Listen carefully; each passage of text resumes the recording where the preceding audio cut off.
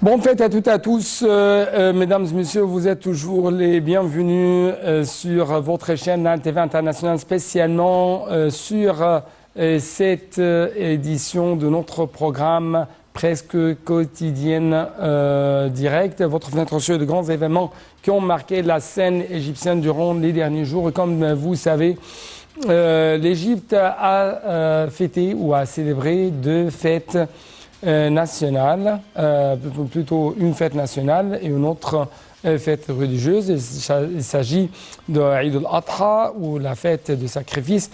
Et l'autre fête, ou plutôt l'autre anniversaire, c'est l'anniversaire de la révolution de 30 juin de 2013.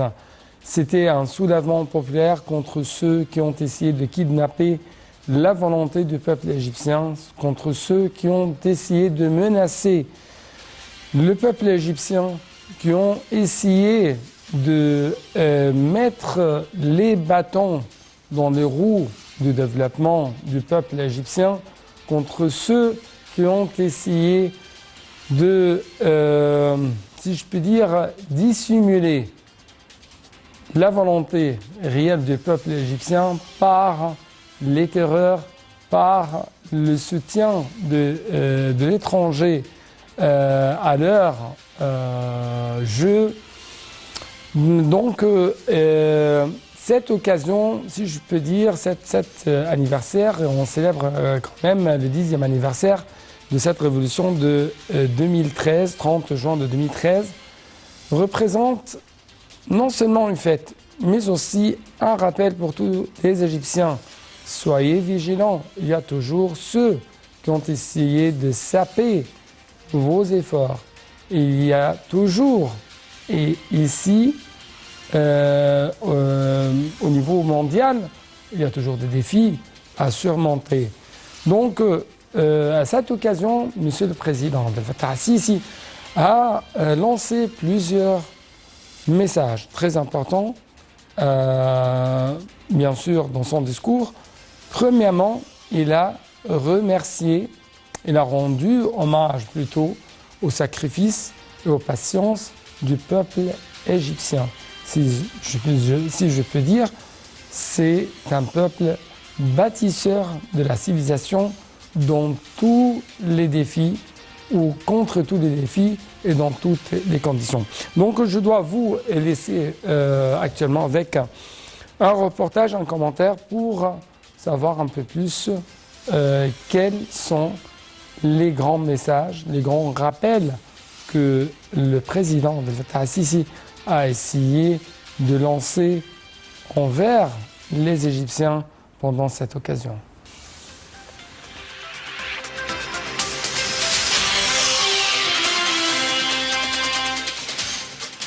Dans son discours marquant le 10e anniversaire de la révolution du 30 juin 2013, le président Sisi s'est dit pleinement confiant dans cette génération qui, grâce à ses efforts et à sa patience, a transporté l'Égypte du chaos et de l'anxiété à la stabilité et à la sécurité, et qui est capable d'achever sa transformation de développement. Le président a rappelé le grand progrès en matière d'infrastructures et d'énergie ainsi que la création de nouvelles villes intelligentes. Le président Sisi a affirmé que le 30 juin 2013 est l'un des jours immortels les plus importants de l'histoire de l'Égypte. C'est le jour où le grand peuple d'Égypte s'est soulevé contre ceux qui voulaient prendre sa patrie, rejetant l'injustice, le sectarisme et la tyrannie, ajoutant que l'identité de la patrie est authentiquement égyptienne et que nous ne permettrons pas qu'il soit enlevé ou échangé. Le président a déclaré que la résilience du peuple égyptien depuis la révolution du 30 juin 2013 serait étudiée par des intellectuels et des chercheurs. Il a noté que de nombreuses questions ont été soulevées sur le secret de la relation spéciale entre le peuple égyptien et ses institutions étatiques nationales et entre le peuple et ses forces armées. Le président poursuit que beaucoup a été confus quant à la source de cette volonté solide et de cette détermination inébranlable qui ont transformé l'Égypte en quelques années d'un pays confronté à une division dangereuse et à des troubles en un pays stable et sécurisé. Le président a déclaré que la génération actuelle d'Égyptiens est le mieux équipée pour construire un État moderne et avancé.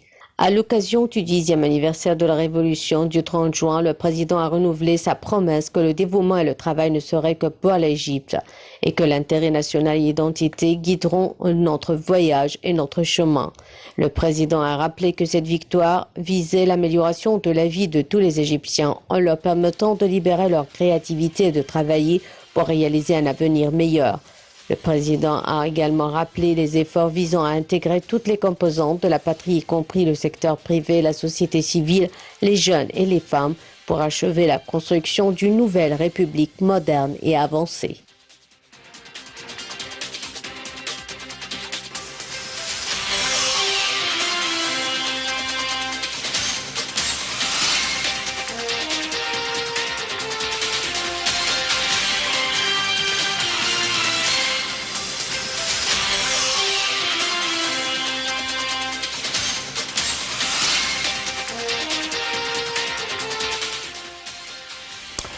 Rappelez que le 30 juin 2013, des millions des Égyptiens sont sortis dans un soulèvement populaire dans les différents domaines, dans les différents gouvernorats d'Égypte, exprimant ainsi leur colère contre le pouvoir de la confrérie. Les acclamations se sont élevées, les voix ont exigé le départ du président Mohamed Morsi, l'ex-président, et le renversement du pouvoir du guide suprême. Et ça, après une année tumultueuse, marquée par des crises à répétition, parfois meurtrières. Et justement, je dois quand même vous rappeler que les forces armées nationales, les forces armées égyptiennes, se sont rangées du côté de la volonté du peuple et ont soutenu ses demandes et se sont tenus à ses côtés le 30 juin. Donc, il y avait des événements très importants à revivre, à savoir, à faire répondre aujourd'hui dans le 10e anniversaire de cette révolution de 30 juin 2013. Justement, notre collègue Dalia Karam va être en votre compagnie pour vous raconter qu'est-ce que s'est passé.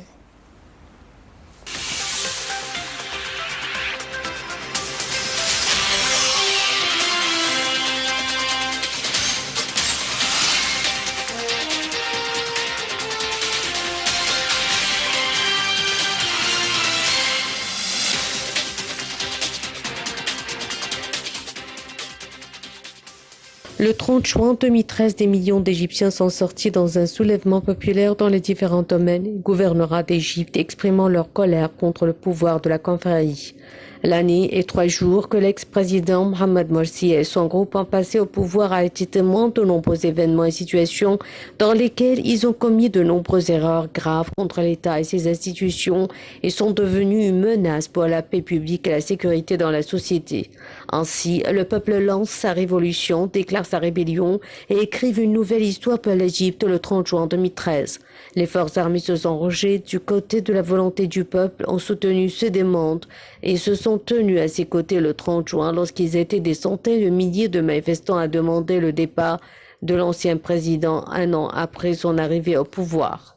Le 1er juillet, à l'issue de manifestations gigantesques dans les rues égyptiennes, l'armée a publié un communiqué affirmant son soutien aux demandes du peuple et donnant à tout le monde 48 heures, délai de la dernière chance, pour assumer leurs responsabilités en ce moment historique. Si ces demandes ne sont pas satisfaites, poursuit-elle, ce sera aux forces armées d'annoncer une feuille de route et de mesures supervisées par elles, en coopération avec toutes les forces patriotiques et sincères, sans exclure aucun parti. La journée de mercredi 3 juillet 2013 s'annonçait alors sous tension. L'ultimatum de 48 heures qu'avait fixé l'armée à ce dernier pour satisfaire les revendications du peuple sous peine de se voir imposer une feuille de route expirait à 16h30. À 19h, l'armée égyptienne a signifié à l'ancien président qu'il n'était plus président. Une annonce accueillie par une explosion de joie par ses opposants qui manifestaient en masse à travers le pays. Vers 21h, dans une allocution télévisée, le chef d'état-major Abdel Fattah al-Sisi, entouré des principaux chefs religieux du pays et du représentant de l'opposition, annonçait que la constitution était suspendue et que M. Morsi a été remplacé par le président de la Haute Cour constitutionnelle, Hadi Mansour. La feuille de route prévoit également un gouvernement intérimaire sans appartenance politique. Il était formé pour la période de transition sous la direction d'un des chefs de l'armée. Ces autorités de transition devraient préparer les élections présidentielles et législatives dans l'ordre qui serait déterminé par la nouvelle constitution. L'armée, durant toute la période de transition, superviserait ces procédures afin d'assurer leur mise en œuvre en toute impartialité. Dans le même temps, un conseil présidentiel de 3 membres dirigé par le président de la Cour suprême constitutionnelle était chargé d'administrer les affaires du pays pendant une période transitoire allant de 9 mois à 1 an. Ce plan a été discuté entre l'armée, les responsables de l'opposition et les chefs religieux.